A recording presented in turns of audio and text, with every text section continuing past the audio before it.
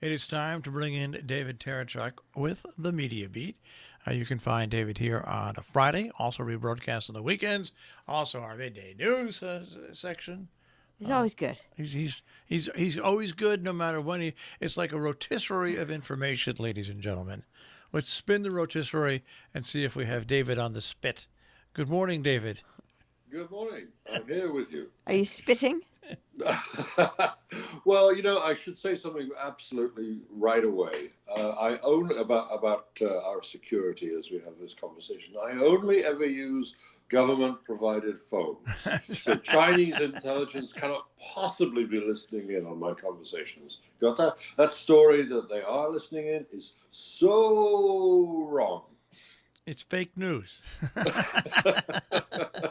Actually, I noticed the Chinese government suggested that they just get the what's it called? It would be better off if you got a Chinese phone called the Huawei. And the thing about Huawei is they are known for having basically, shall we say, head issues, yes, head security issues. So they just recommended that. I also noted with interest that the Chinese called it, quote, fake news, unquote.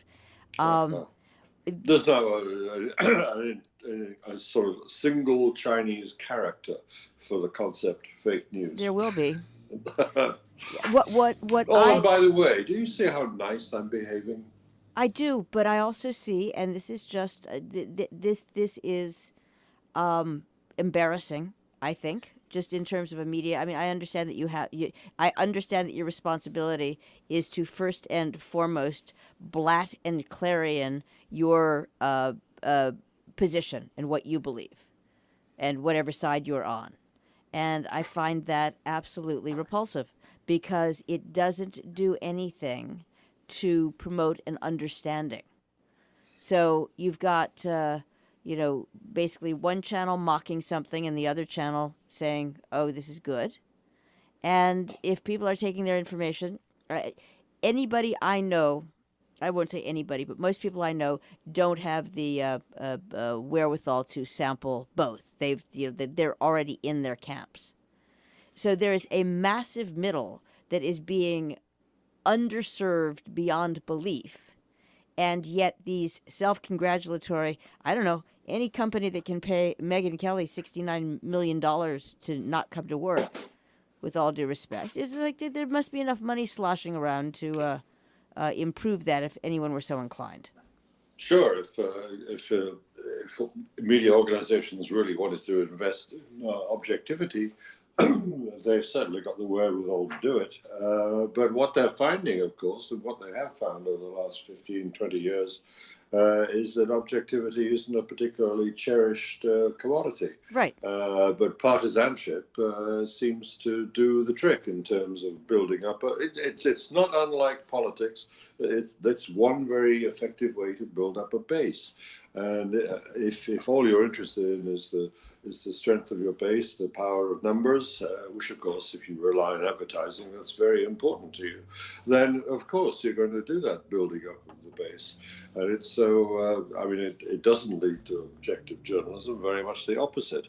And I rather agree with you that just as the public seems to be in large part driven to the edges, i.e. tribalism separates us with this huge gap in the middle. The same is happened. In fact, it's synergistic, I think. It's exactly the same with the media.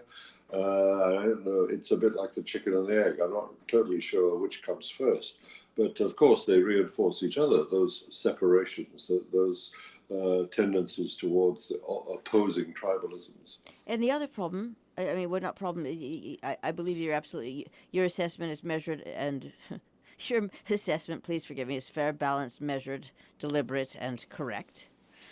But the bigger problem is, and I don't know, when I say problem, it's not a problem because these groups, these outfits are minting money in the same way that, politically speaking, I am not really interested in hearing candidate A call candidate B a pinhead. and vice versa. It Oh, doesn't do it. a lot of that going on this week. Well, of course. Yes. I mean, we were 2 weeks. In fairness, at least it's October.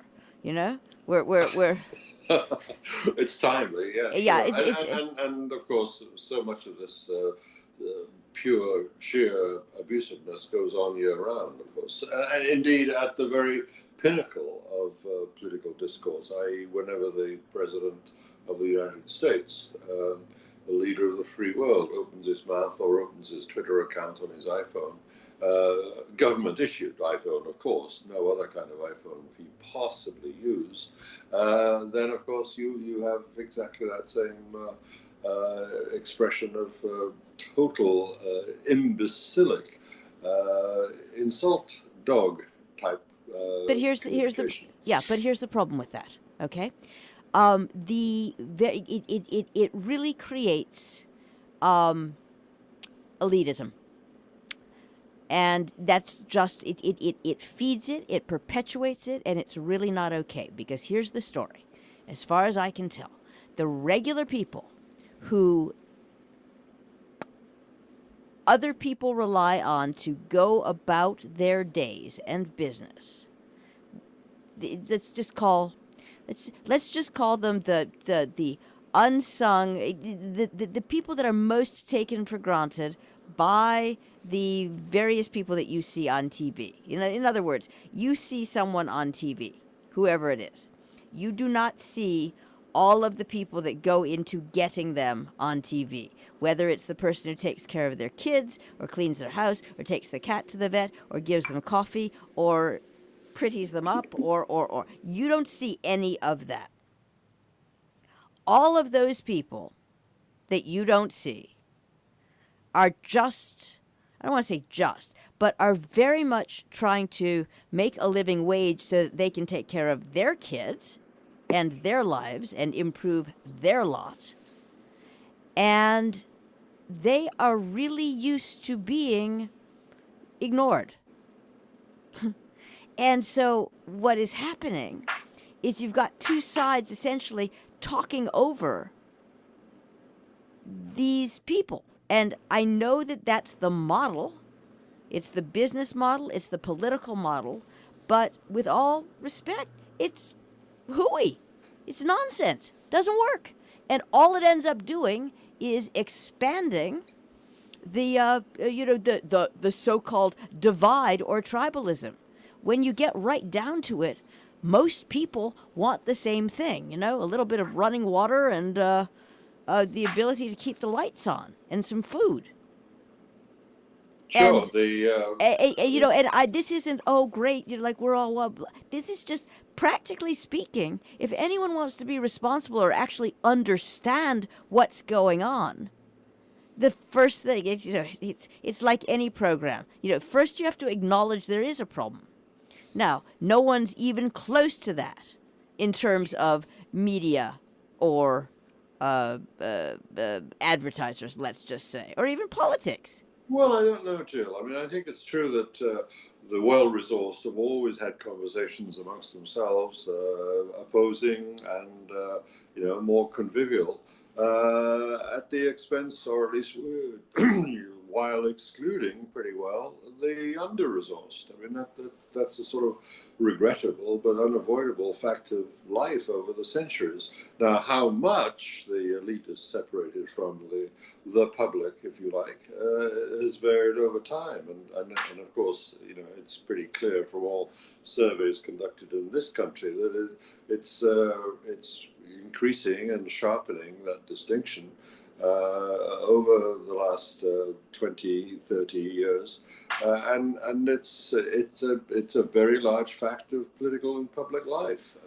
There's no getting away from it. But there are media organizations which are concerned to deliver reliable information to the hungry, the public. If depending on how hungry they are, of course, will determine whether they actually take in the objective information often on offer. I don't think everyone's divided. It would make no sense at all, and not jive with any of our own everyday observations that everyone's going to divide into those two opposing camps that go on at the elite, what you describe as the elite level. But certainly, there's a great need. There's a great hunger for it.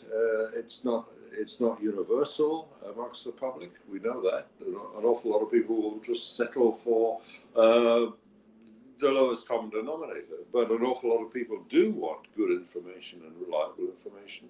And there are, mercifully, I'm not just being partisan to my own profession here, but there are reliable, objective journalists in the middle still doing their job. And in these times when it's more and more difficult to do that, I think they need applauding. And I would fully and completely applaud them. What I would like to see very much is editors and others, get some of that information out, more broadly. That's all. Basically what I'm saying is I suspect there's a hunger, just a legitimate interest in having decent information. But I don't know how.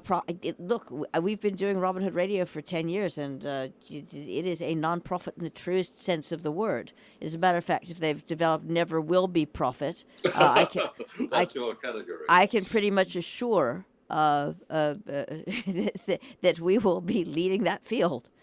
But that isn't to say that there aren't a lot of people in that don't benefit on some level from some of the information that we make available. So it's it's. I understand that if you're trying to do a profit-based, then the best you can sort of have is a segment or two where the very hardworking people who are out there actually wearing their shoes out. And there are so many more. There are so many more people out there actually going to look and see. So that's fantastic. It's just whether what they're looking or seeing is more appealing than, there is this notion of engagement. More and more people are actually being reached and are interacting with the suppliers of information. We know that. That's one of the benefits of the digital revolution. But whether they're picking up more information and more reliable information is highly questionable. Because, as we were talking about the tribalism, the partisanship of so much of the originating media. Right, which brings us back, not to be circular, but that's I mean, to me that's the interesting part, and how you work. Sure, through. How do we break out of this? It is a vicious cycle. Absolutely. And it's difficult. I think those of us who want to try and preserve the sense of there being a legitimate and overwhelming imperative to be clear, factual, helpful, supportive of the democratic process by providing the best information. It's hard not to feel outnumbered or outgunned, at least in terms of resources, by the partisanship and the tribalism of those parts of the elite media which find it more financially beneficial to go downstream, to go to Michelle Obama's phrase, to go down. Go low. Go low. I'm sorry. No. It's go low. But then when they go low, we should, and most of us do, try and stay high. But of course, then you've got Jeffrey Holder. It's not so easy when you're so outnumbered and outgunned. Quite right. Now, apropos actual stories, and big distraction from the phones and the parcels. but just before Yes, parcels, bombs, apparent bombs, the apparent bombs sent as parcels, and being blamed by that president, that self-same president of the United States, on the media, preaching civility, and blaming the media for the incivility that can lead to bombs being sent, or apparent bombs being sent. That's an interesting notion. It is a very interesting notion, but again, depending on where you are deriving where one is getting one's information, you could see where that might be resonating. Sure. Just because nothing is said by this president that he doesn't know resonates with the people he wants it to resonate with, and the people that he wants it to resonate with. If it resonates enough so that they go out and vote in 2 weeks, that's going to be it's actually the difference between being being a designer and being an executor. In other words, it's just we will see what happens. Sure, to quote the man himself again. Yes, we'll see what happens. Sorry, didn't mean to do that. But what I would like the phrase has slipped into such common usage now. It's hard not to see it, as let's see what happens. Well, unfortunately, my father used to say it. Let's see what happens. So I will say I come by it honestly. I will also say that I'm still just enraptured by misunderestimate, which was a George, I have used that. But it's such an apt, it's such an apt notion now, especially when we look at this very effective, in some ways, chief executive. Yeah. So I'm going to take his two predecessors. Let's see, that was 12 years ago. Easy, but that works for me. But what I would like to go to for a second is a story that was being, let's just say, fully covered until these other events at the beginning of the week, and what's really going on in the background while the attention has shifted. And that is of the situation with Turkey, Saudi Arabia, and us, and Jamal Khashoggi. Sure, and by now, as another week has passed, the Saudi Arabian government is acknowledging that it was premeditated. This right, we've gone from murder, a fist fight, as we now can see it to be, of Jamal Khashoggi, and that's something of an admission. But where does it take us? Exactly, and apropos, where does it take us, and what's really going on? Because we do know that the